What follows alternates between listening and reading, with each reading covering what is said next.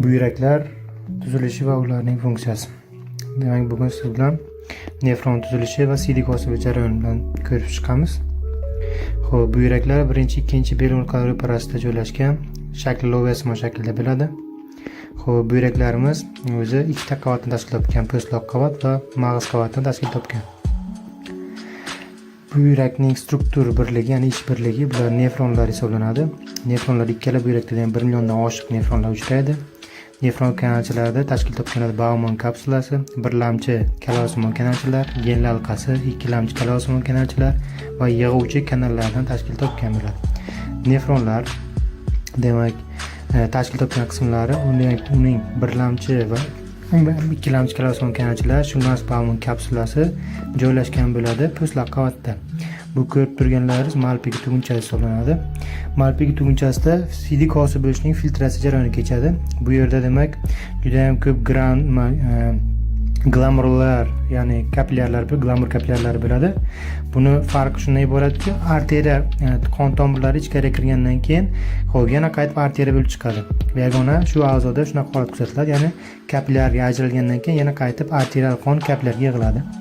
Xo'p, glamur kapillyarlari Bauman kapsulasi birgalikda Malpighi ko'ptokchilari yoki Malpighi tugunchasini oziqladi. Siydik Malpighi tugunchasidan birlamchi kalosimon kanalchalarga o'tadi. U yerda reabsorpsiya jarayoni kechadi. Mana bu ko'rib turganlaringiz demak so'rg'ichsimon hujayralar bo'lib, demak ular mikroso'rg'ichlar hisoblanadi.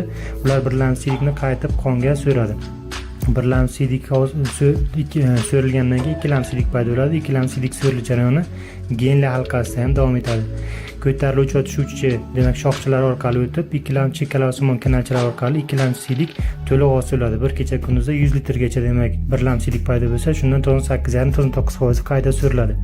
Siydik hosil bo'lgandan keyin demak kalosimon kanalchalarda bir-biridan o'tib demak oxirgi siydik yo'ligacha boradi. Xo'p, filtratsiya jarayonida suv, siydikchil, glyukoza qonning barcha qismi o'tadi, faqat oqsillar va shakli elementlar o'tmaydi. Xo'p, suvning kerakli qismi va tuzlar, kerakli tuzlarimiz, glyukozamiz qaytib so'rilish jarayoni reabsorpsiya deyiladi. Bu kalosimon kanalchalarda kechadi. Xo'p, so'rilish jarayonlari, ya'ni qayta so'rilish, reabsorpsiya jarayoni birlamchi va ikkilamchi tartib kalosimon kanalchalarda kechadi. Demak, xo'p, siydikchil, ikkilamchi siydik tarkibiga faqatgina demak bizga mochivin, ya'ni siydikchil, ortiqcha tuzlar, kreatin kabi moddalarimiz qoladi. Demak, toza siydik tarkibida demak hech qanaqangi ortiqcha qonning shakl elementlari, glyukoza bo'lmasligi kerak. Siydiklar sekin-sekin kanalchalarga yig'ilib, ko'zachalardan jom orqali siydik yo'li bilan sekin qovuqqa tushadi. Qovuq 500-700 ml hajmga ega bo'lib, yo'lda to'planadi. Qachon qovuq to'lsa, keyin refleks paydo bo'ladi va qovuqdan siydik tashqariga chiqariladi.